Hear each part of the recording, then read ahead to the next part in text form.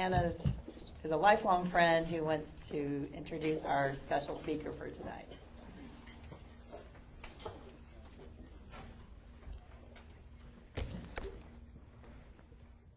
So when I realized that this wasn't a roast, I had to rewrite my entire intro of Emma. I've known her since we were very, very young, and I have several semi-scandalous stories that I would be happy to tell for a substantial donation to the Hinton Area Foundation. So I'd be happy to share some stories for the right amount of money.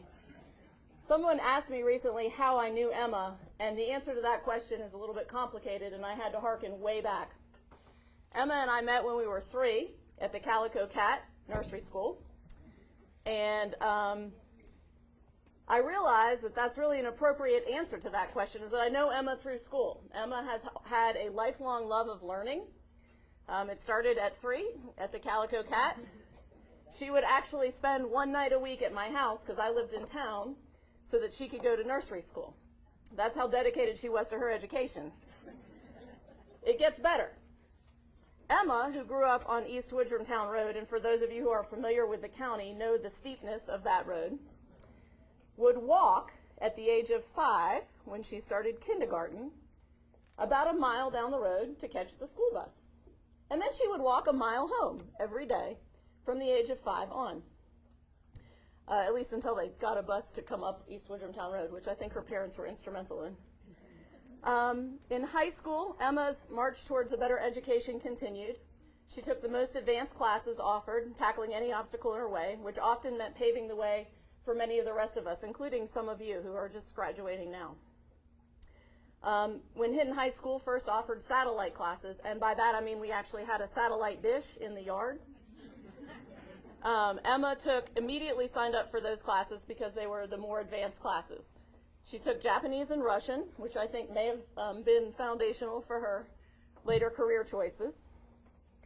In 1992, when the state superintendent of schools, Henry Meraki, addressed the students at Hinton High School, he said, and these are Emma's words, "A barrage of unfounded comments about women being competent in math and science."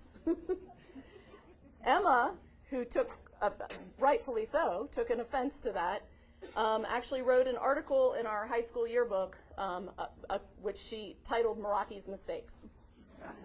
She actually had statistics about how many women were in the math and science programs, and she cited her statistics in the yearbook article.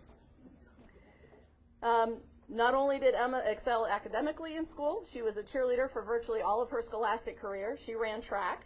In fact, she and I were we competed in states for the 4x8, as I recall. She was an editor of the yearbook, a member of the National Honor Society, and many more achievements which are too numerous to count here. In other words, Emma was cool, and she was a geek. She made being a geek look pretty cool for the rest of us. Emma is a 1992 graduate of Hinton High School. She has a BA in Russian Studies from Amherst College and an MA in International Security Policy from the School of International and Public Affairs at Columbia University. Emma is a specialist in Asian affairs at the Congressional Research Service. She focuses on U.S. relations with Japan, the Korean Peninsula, Thailand, and Singapore. Now take a moment and think about current affairs right now, and think about how important the job is of the person who is advising Congress on foreign affairs in the Korean Peninsula right now. She joined the Congressional Research Service in 2003 through the Presidential Management Fellowship, with rotations in the State Department on the Korea desk and at the Joint U.S. Military Advisory Group in Bangkok, Thailand. She also worked in the Office of Policy Planning as a Harold Rosenthal Fellow. She is a member of the Mansfield Foundation U.S.-Japan Network for the Future, a board member for the Japan-America Society of Washington, and the 2016 recipient of the Cato Prize. Ladies and gentlemen, Emma Chanlett-Avery.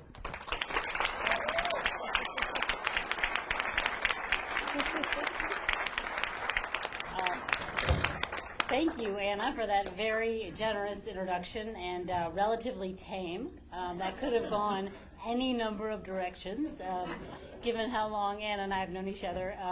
We actually used to joke that we may have been switched at birth. given how similar I was to her parents and she was to my parents. And I think that's pretty much played out, given that Anna now lives on the mountain beside my parents. And I actually work for the Library of Congress, taking after Myra. Thank you all. Thanks to the Hinton Area Foundation for having me here today. Thank you for all the work that you do for this community, both these scholarships and then beyond that. And most of all, congratulations to the seniors on completing this part of your path. That's wonderful. I saw this talk as an opportunity to sort of reflect on how my upbringing here and my education here has sort of shaped my path. And I wasn't really given any particular parameters on what I could speak on, so that's what I'm going to go with. It's very appropriate that Anna introduced me here, because Anna and the Ziegler family were really part of the earliest and most enduring aspect of my childhood here. As Anna mentioned, I spent a lot of time at their house starting at an early age, and it was just, Anna's house was in town. It was amazing to me. I just wanted to get off the mountain.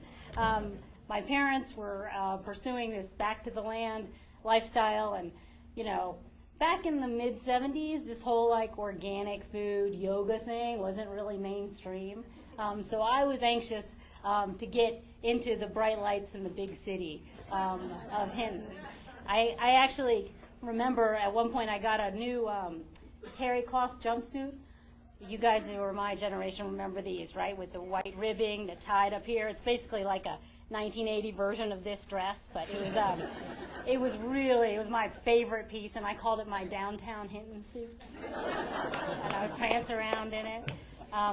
But at the Ziegler's house, it was just amazing. They had a TV. They had cloth napkins. David went off to work in a tie every day. It was just like so glamorously conventional to me, and I really wanted that life. So I was very eager to go to school when the time came. I went to Madams Creek Kindergarten, a two classroom schoolhouse, which is amazing to me now. And yes, the bus came and got me. I thought that was amazing. Not only did I get to go into town 5 days a week, a bus was actually going to come and get me once I got to the bottom of the mountain, that is.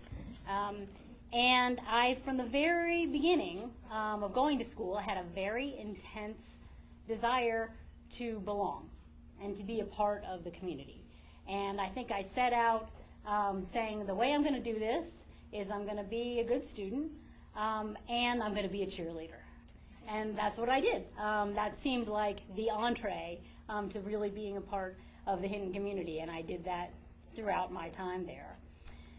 There were some times when, my sort of untraditional background would come around. I remember we had to sew the B for Bell Point Elementary onto our cheerleading uniforms, and I know Crystal was in the room and had this very same B on hers. And they were very shocked to hear that it was actually my dad that had sewed that on. It wasn't my mom or my grandmother. My dad sewed that on, and that sweater has actually recently been unearthed from a box in the attic. My daughters wear it around. The B is still on, so nice job, Dad, with your seamstress skills there. By the time, and also in elementary school, I don't think that she's here, but I had a fourth grade class with Debbie Clark at Bell Point, and it was a split class, half fourth grade and half fifth grade. I don't know how she did that. And at least in my recollection, that was when they started announcing the A honor roll and the B honor roll there. Maybe it was the O honor roll then. And I remember on the fifth grade side, Rod Payman was on the A honor roll, if anybody remembers. He was a really smart dude. And I was on the fourth grade side on the A honor roll. And I think that's the very first time that I was ever recognized academically, and I think that it really motivated me to keep working. So thanks, Ms. Clark, for that push. When I got down to the junior high then, this was when our local folk hero, Sylvia Matthews, started becoming sort of a lodestar for me. She had obviously been very successful. And our guidance counselor, Mr. Fitzsimmons, told me, we think you're really promising, you should just do everything Sylvia did. I said, okay, I'll try. And that's actually why I first went to Japan. 10 years before me, Sylvia had won the same scholarship Back in the 80s and the 90s, the Japanese government had a lot of money, and so they were just throwing money at things, and they paid for a whole 6 or 8 week homestay in Japan. So I applied for that based on Sylvia's example, and ended up getting accepted to the program. And obviously this sort of blew my whole world open. It's become a central part of my career. It was the first time that I got a passport, first time I left the country, and I lived with a family that were Buddhist priests. We lived like attached to the temple. It was really wonderful. I did have an inside track there though, and you should know this, that the Japanese favorite hobby, anywhere you go, is to sing karaoke. And even in a tiny little village in rural Japan, that karaoke book will have the song Country Roads. So there you go. That was the key to my success in Japan, and I've been known as Mountain Mama ever since then. Also, Sylvia actually ended up affecting where I went to college, because she came back and gave a pep talk to promising students, and I said, well, I'm not really sure where I want to go to college, but I know I want to go to a small school. And it turns out that Sylvia, as a freshman at Harvard, had gotten to know her RA, who was in the education school, and then she had recently become the dean of admission at a school called Amherst College, and they had stayed in touch. And she said that she'd talked to this woman, and she would love to have more students from West Virginia apply. And there you go. That's where I ended up from college. So role models really do matter when you're looking for where you're going. I also, though, appreciated that our town let us sort of push the limits and the boundaries when we wanted to. And I mentioned the Mr. Meraki episode, where we were able to take on things where we thought that we didn't get it quite right. Another example, when I think I was a senior by this point, and I wrote an editorial for the school newspaper about how I thought there was too much athletic favoritism, that athletes got to slide by too much academically. And there was a lot of pushback from that, from athletes who were my friends, from coaches. But Miss Metter was our advisor there, and she encouraged me to publish it and encouraged me to go forward with it, and I really appreciated standing up for that when we had these opinions. So thank you, Miss Metter. I know you are here somewhere. It also made, ultimately, for a really good college essay, because I got to talk about being like a feminist cheerleader from Appalachia. And I think that sort of worked to getting into college. So when I got to college, and I know a bunch of you are headed there right now, I was intimidated. I was really intimidated, and it was hard. There were a lot of students there from these prestigious private schools or really high-powered places throughout the country. But I found that I had the skills to navigate my own path. And probably most importantly, I had some foundation in writing, which is really important. It's going to always be important the rest of your life. And I give a lot of that credit to Mrs. Palmer and to my other English teachers here, who really pushed me, challenged me to be able to express myself on paper, and that's still what I do for a career today. So thank you very much for that. I also chose to study languages when I got there. As Anna mentioned, I studied Russian via satellite here, and I'd been to Japan and had this experience, this really thrilling experience of being able to communicate even just from on a very, very basic level in another language. And so I chose to study both of those languages in college, partly also because I knew that languages like really reward hard work and discipline. Like if you're willing to sit down and just memorize a big chunk of vocabulary, then that's part of the way there.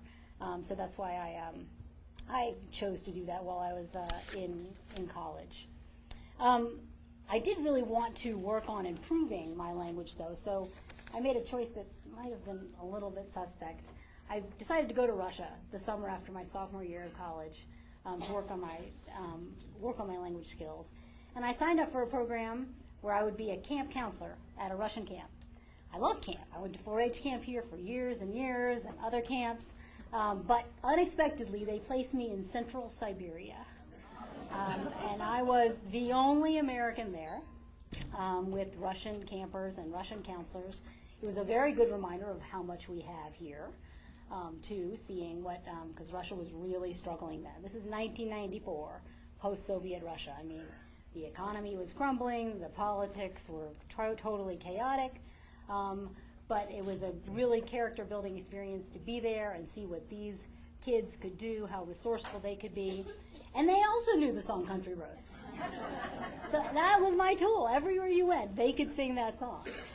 So that got me through what was a little bit of an isolating summer. It was a 36-hour train ride from Moscow to get to this camp, way out in the middle of nowhere.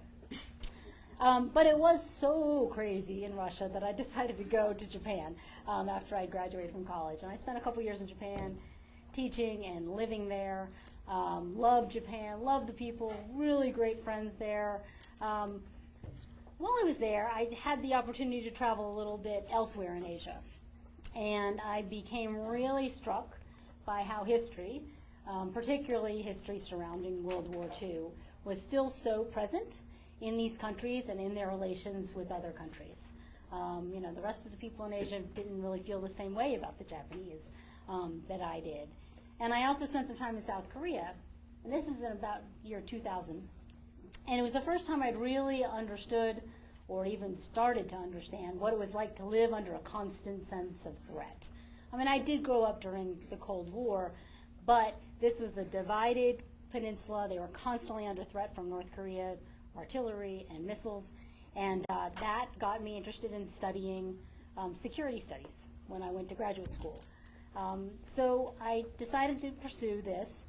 I went to Columbia University in New York City. I started studying international security policy on September 3rd, 2001 in New York City. And obviously, a week later, the whole world changed, and particularly the field of security policy. So I think that for me and for my classmates, we had a sudden sense of the significance of this field. And that drove us, a lot of us, to work in Washington. My first experience in Washington was working at the Office of Policy Planning at the State Department. It's basically an office that provides policy advice to the Secretary of State, who was then Colin Powell. And this was summer 2002, so it was obviously when the United States was considering the invasion of Iraq. And our office wrote a memo that was essentially case studies of other American experience in post-conflict reconstruction. So when we've been involved in a war, what was our track record in rebuilding an economy or remaking a society, and what had worked and what hadn't, essentially to provide some advice of the kind of things you may want to think about before you invade a country. My mom just reminded me of this anecdote while I'm working in this office. One day, it's on the 7th floor of the State Department, and one day somehow like a wasp got into the office. There was sort of this big flutter outside, what's going on, and it was a wasp. So I got a tissue and I went up and I crushed it and I threw it in the trash bag. And they were all like, wow. Like there was this guy, he's a colonel from the Korean War. And he was just like, you're so brave. I was like, Colonel, wait, are you kidding? Like, I'm from the country. There's just bugs around, we do this stuff. So I earned a little bit of credibility with the colonel from the Korean War that I could crush a wasp. So I was drawn to this career in Washington. I've stayed there ever since then, slaying wasps as I go everywhere. Then I've really made my career at the Congressional Research Service. We're a federal government agency, but all we do is provide nonpartisan research and analysis for members of Congress. So essentially, it's this weird thing where I'm totally nonpartisan in the analysis that I do or the briefings that I provide, but my only clients are the most partisan people in the world. And I focus mostly on our U.S. military alliances with Japan and South Korea, how we cooperate on defense, how we respond to challenges in the region. Obviously, in the last couple years, a lot of that has had to do with North Korea, from the twists and turns of our nuclear diplomacy with North Korea. And obviously, this relevance to history that I first got a sense of when I was living in Japan is very, very intricately entwined with these issues. I mean, the end of World War II, the division of the Korean Peninsula, the U.S. occupation of Japan, and then the Korean War. These are all very, very present in the issues that I'm dealing with today. And now there's this huge overlay of the economic and military rise of China, which I really think is going to be sort of the central strategic challenge for the United States in the 21st century. So this is all really heavy stuff to work on. So now I come back down to West Virginia with some frequency, sort of as a respite from all that. And I'm tremendously grateful to have this place to come back to. We had a big, beautiful wedding here about 16 years ago where I got to bring all the people from different parts of my life back to ooh and ah over how beautiful West Virginia is and how amazing this spot is. And they all, a couple years later, immediately joined I've been to the Hinton, West Virginia Dairy Queen Facebook group.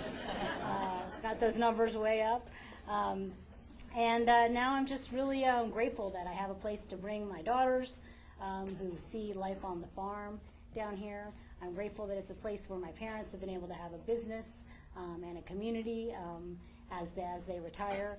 And I'm mostly just grateful for all the things that it did for me during my childhood and upbringing here. So, thank you very much.